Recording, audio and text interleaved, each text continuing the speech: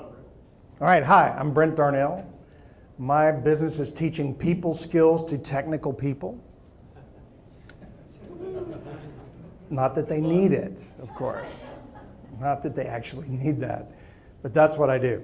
So I was at this tech conference that ENR put on, and this thing just blew me away and started me thinking about all kinds of stuff.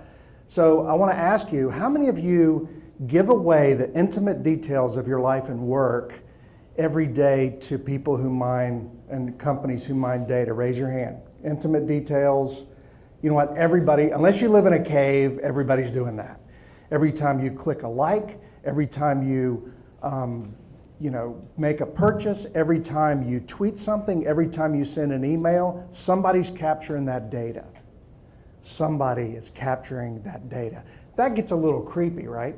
But they're using that data for some really cool things. And I think we can find some ways to apply it to construction and engineering and those kinds of applications as well.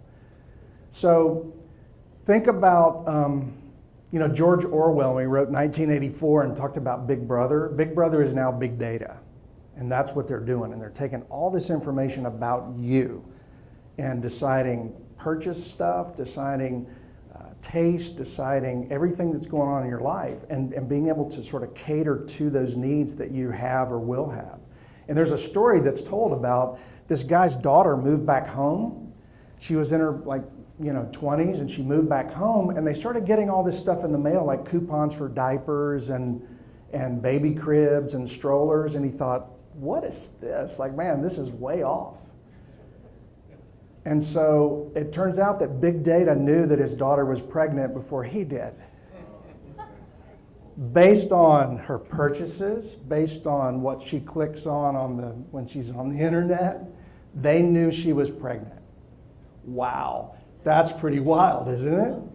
Right? So they showed this website called We Are Data.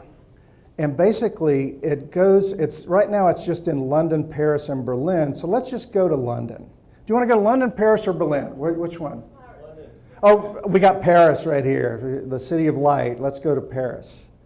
So this is Paris, France, as it loads up here. And what is happening is they're tracking everybody that is voluntarily doing this. They're tracking their movements, they're tracking their tweets, they're tracking their phone calls, they're tracking if they use ATMs. They can get in real time what's going on. So let's just go down to the level here. And you can see as it loads up, on the left there's the legend. So you see where all the stoplights are and where people are. Let's just go, maybe we can pick up some tweets. There's a traffic light there. There's a tweet right there. So that guy just tweeted out to all those different people, "Très belle émission consacrée," right? In real time, that guy just did that. Is that wild or not, right? It is a little creepy, right? So they track tweets, they track phone calls. Of course, they don't listen in on the phone calls, but they can tell when you're making phone calls. They can tell when you stop somewhere. You can see that those things start moving. So they're actually tracking how people move through space in real time, right? And they're going to use this data to look at traffic patterns and how people use the city and how people interact and how they work and play. And they can modify stuff in the city to accommodate those patterns once they accumulate enough data. So I was thinking, what if we had this like on a project? What if you could track everybody's real-time stuff, what they were doing, how they were doing it? Imagine if you tracked one laborer's movements for an entire day with GPS. And you could probably say, boy, there's a lot of waste in that movement, right? And figure out where stuff needs to be in real time to be able to make his movements as efficient as possible. That's just one application, but you know what? I'm not a very smart guy. And I think that everybody collectively in this room can come up with some even better stuff. So if you could track in real time people's movements, what they're doing, how they're doing it, how could you apply that on, say, a construction site or an engineering process? So get in small groups, everybody brainstorm. I want you to come up with your best idea of how to use this kind of big data. Ready?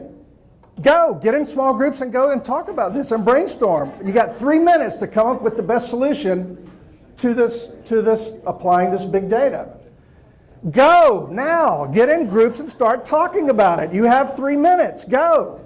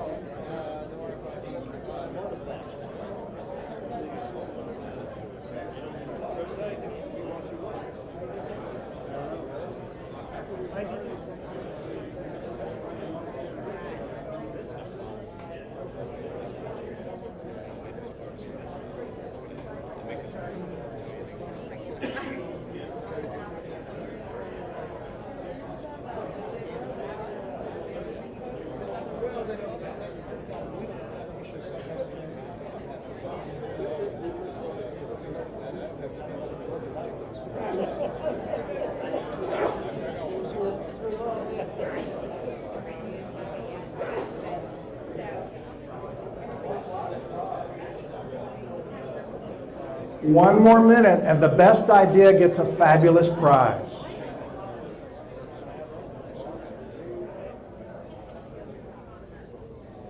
One more minute. Best idea. Oh, there's some guys back there really cooking on this, I can tell. All right, we got about 20 seconds. So how do we as an industry use big data? Who's got a really cool idea they want to share with the entire group? Anybody?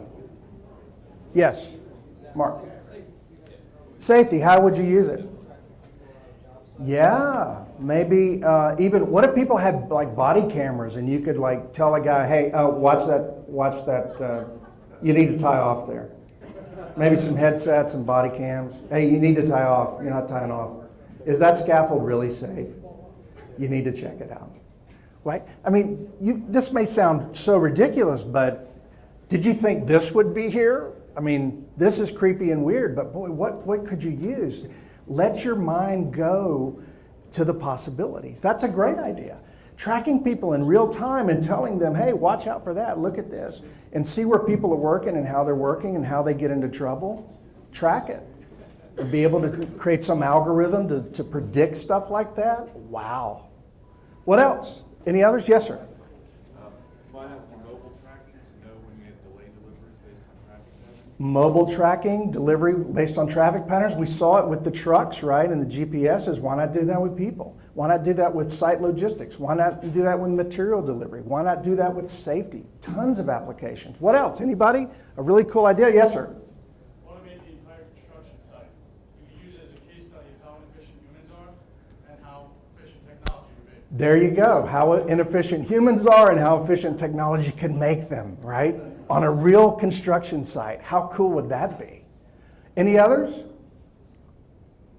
Any others? Yes. Just experience as a project manager on a job site, controlling our guys' operating equipment. And one of safety reasons, they shouldn't be tweeting, Instagramming, or Facebooking. And you catch them every time they're doing it when they're holding a piece of 24-inch RCP or piece of steel. There you go. Keep an eye on your operators, and when they start tweeting, go, this is Big Brother. Stop the tweeting while you're operating equipment. Right? That would be cool, right? Creepy, but cool. All right, any others?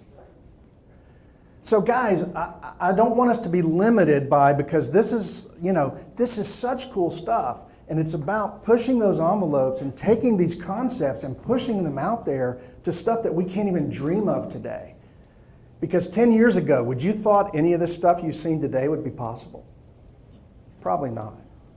So think about it, push that envelope, get those thoughts out there and start creating the applications to this amazing technology that's available right now. Thank you very much.